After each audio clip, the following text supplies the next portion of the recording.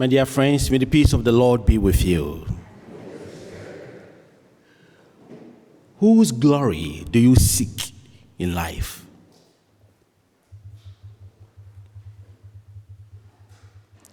And when you hear others being praised more than you,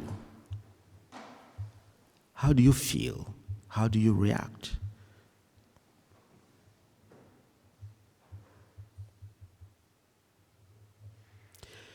In today's gospel, we heard Jesus telling his disciples about his impending death, suffering, death, and resurrection. But they did not ask him any question, because that did not fit into their understanding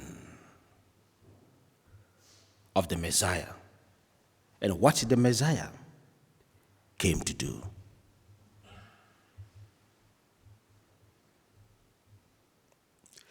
Jesus made the point clear that no one can share in his glory without the cross. No one can share in his glory without the cross. The cross of letting ourselves go. The cross of taking the lowest place. The cross of forgiving and always making people feel the presence of God in their lives. Imagine the disciples, after following Jesus Christ all this time, they missed the point of who Jesus Christ was.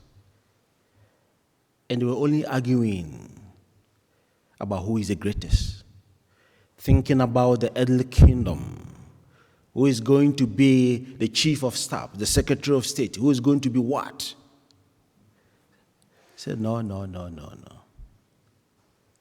You are missing the point.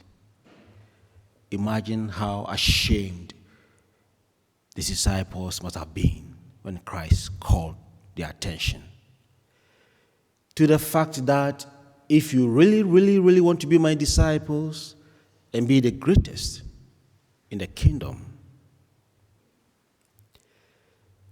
you must be like a child. As he made that dramatic gesture by placing the child in their midst. What was the significance of using the child as an image, as a model of a true disciples? In the ancient world, now it's a little bit different. Because these days a child can stand in front of the parents and tell them off.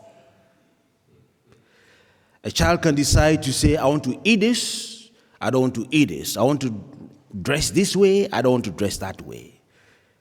At that time, children were on the same social status as the servants in the household. They depended on their parents for everything. They depended on their parents for guidance, for everything. Every decision was made by the parents. And that comes with total trust, total obedience, total self-giving. And this is what Christ wants his disciples to become. If you can do things for yourself, you don't need him, you don't need God, you don't need Christ, because you are God by yourself. But if you need him, you learn to walk in his footsteps. That means you keep pace with him.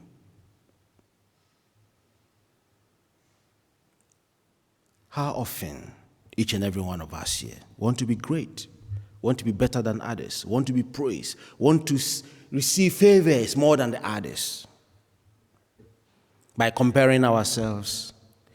Christ is saying that yes, as his disciples, we can compare ourselves.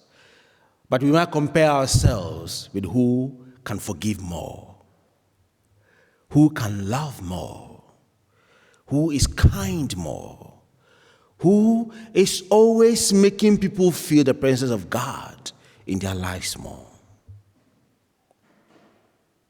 It is only through that and letting ourselves go that in our homes, in our churches, in our workplaces, and wherever we are, even in the world at large, we can truly tell that we are the disciples of Christ. People are very angry these days in our world, either because of hunger, either because of loss of job, either because of bankruptcy, or because of illness, or even spiritual crisis. I think it's a test case for us as Christians. Whatever external force that is triggering you to experience any negative emotions that gives you a sleepless night, it's a call to pray. Pray hard. Pray. And let the Spirit of God touch those who are making you uncomfortable. Never underestimate your prayers. Pray. Pray in the morning, pray in the evening, pray in the afternoon. And as you pray, you are surrendering yourself to God that I can't do it any longer. Be in charge.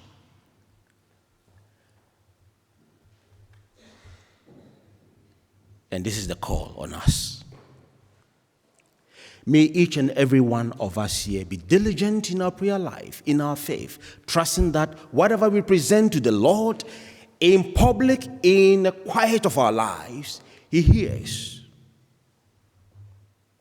He hears and is working behind the scene at the right time to bring the comfort, to bring the peace, to bring the joy that we need. Let us do our part as the servants of Christ and let Him supply the rest, so that our world, our country will be a model and a better place to live. May the Lord grant us His peace. Amen.